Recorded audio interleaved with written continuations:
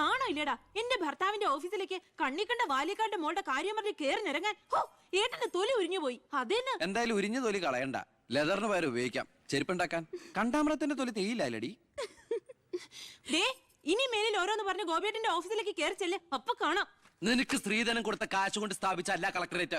അവിടെ പല ആവശ്യങ്ങൾക്കായിട്ട് പലരും വരും. ജനങ്ങളുടെ കാര്യങ്ങൾ നോക്കി നടത്തുന്ന വെറും ഒരു പബ്ലിക് സർവന്റാ നിന്റെ കളക്ടർ.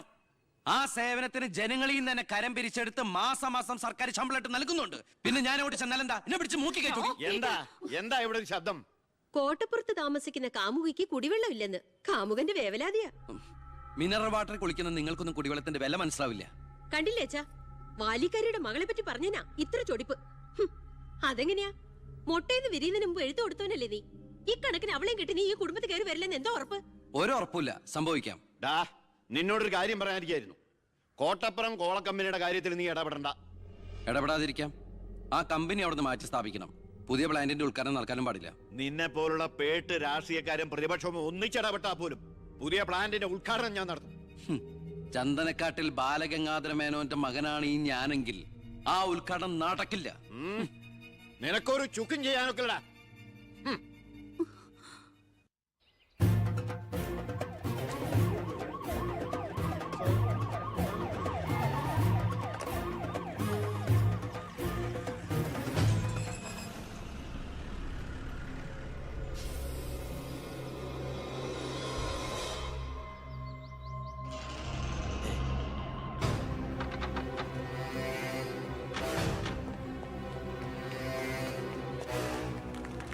ഉദ്ഘാടനം തടയാനാണ് ഉദ്ദേശമെങ്കിൽ ഇവർക്ക് മുന്നിൽ വെച്ച് ബലം പ്രയോഗിക്കേണ്ടി വരും. എന്താ പ്രശ്നം?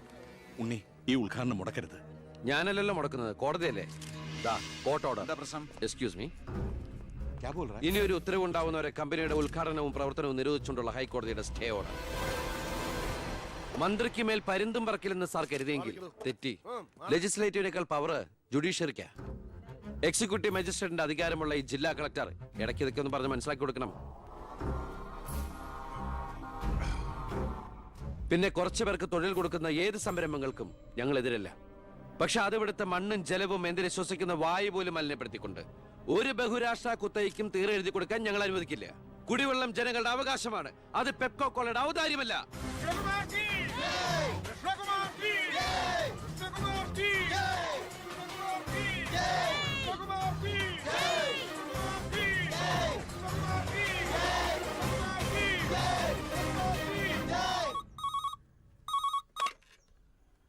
ഹലോ ഹലോ, ഞാൻ ഷാരിയ.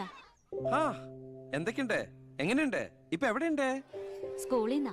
എന്തെങ്കിലും പ്രശ്നം? ഒരു ചെറിയ പ്രശ്നമുണ്ട്.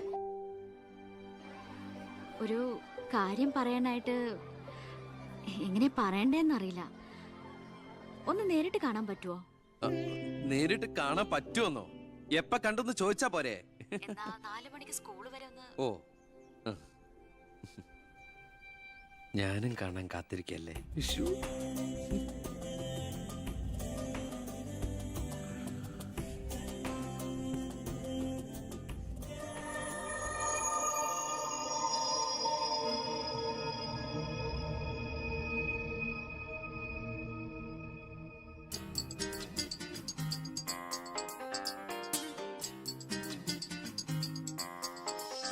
സുന്ദരി ഒന്നു പറയൂ പ്രാണസഖി, പറയാൻ മറന്നതെല്ലാം ഇനി പറയൂ.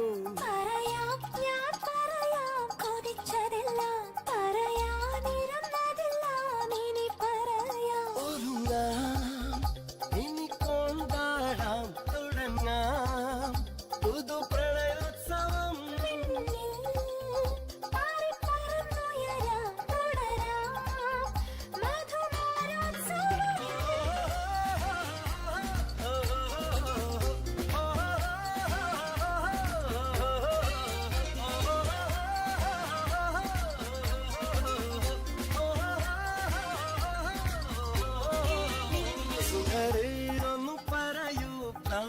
സഖി പറയാൻ മറന്നതെല്ലാം ഇനി പറയ.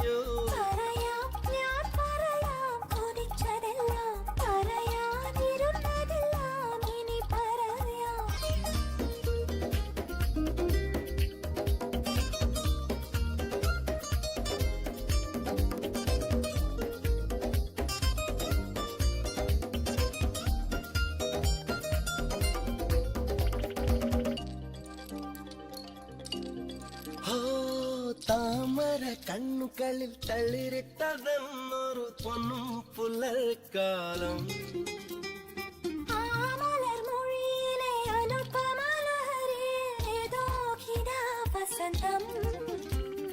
രവിന്റെ കൊമ്പിലെ രാപ്പാടി നിന്റെ പട്ടായ പാട്ടൊക്കെ വേറായി.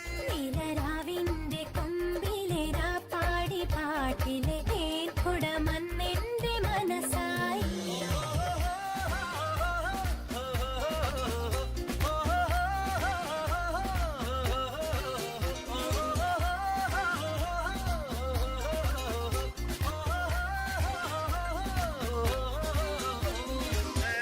ഒന്ന് പറയൂ പ്രാണസഖി, പറയാൻ മറന്നതെല്ലാം ഇനി പറയൂ.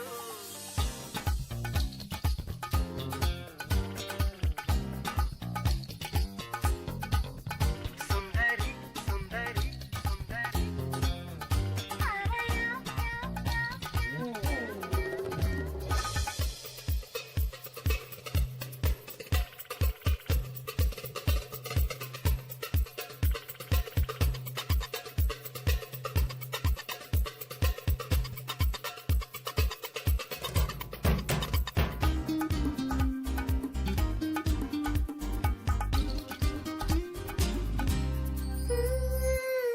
വെള്ളിയരഞ്ഞാണം കിലുങ്ങിയ നദിയിൽ ഒന്നിച്ചലഞ്ഞു നാം.